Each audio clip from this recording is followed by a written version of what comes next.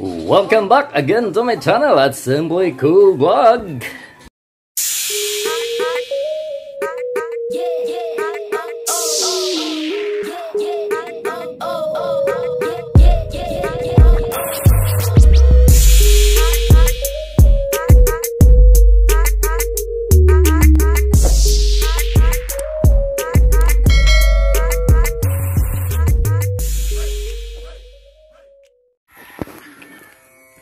Mao ni Batuan Road. Ito pala yung Batuan Road. Tagalog switch. Yan, papuntang church. It's a Sunday Mass. So, may hinahir po akong model. Galing Europe po ito.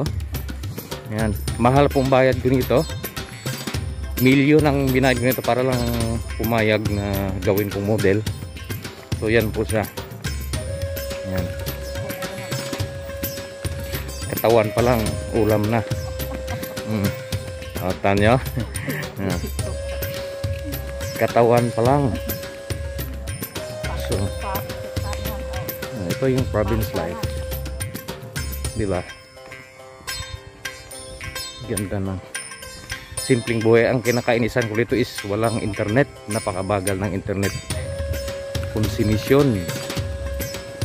Yan. Ganyan lang. Ganyan lang buhay.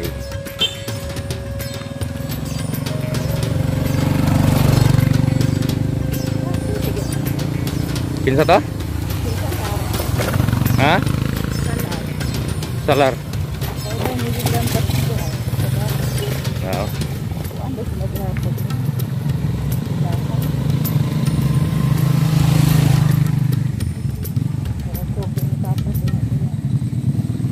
Kinsa?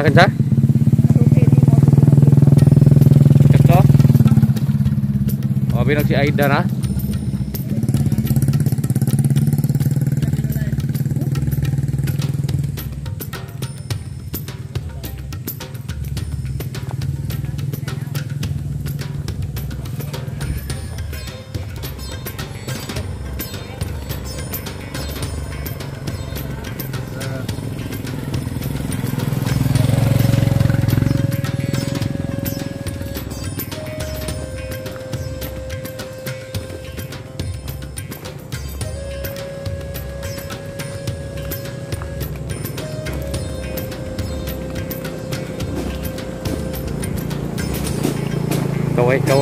Kaway.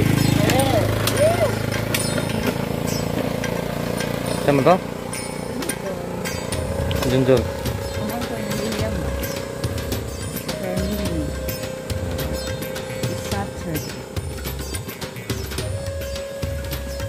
Yan, dalagang bukid.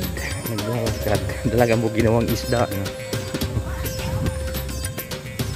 Yan mga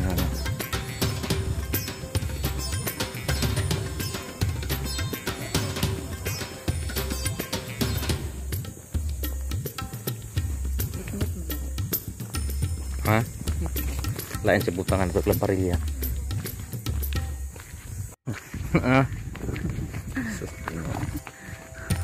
Butang ito, kan?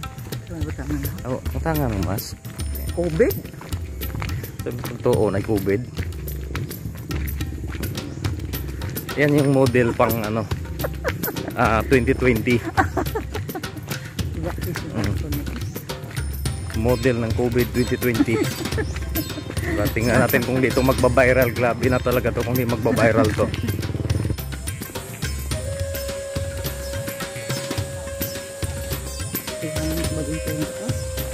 Bagong tubo.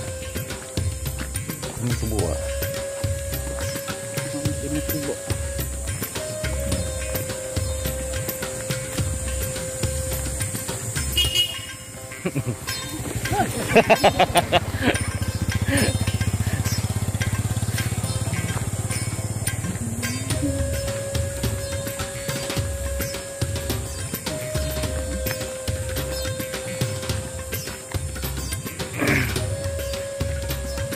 Cara natin motor ta pak ini harus tanya abot.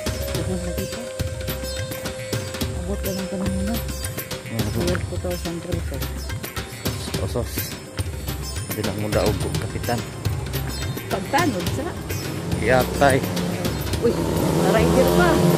Sorry pa. Nga lang video na rin oh.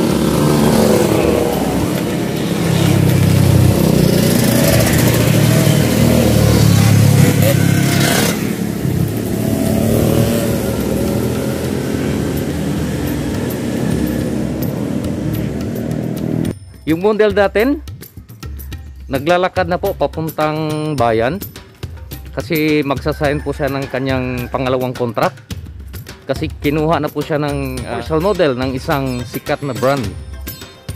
So yun po. Model daw po siya ng Skechers din. So Skechers, please kunin nyo na po siya. So tingnan nyo naman, pangmasa.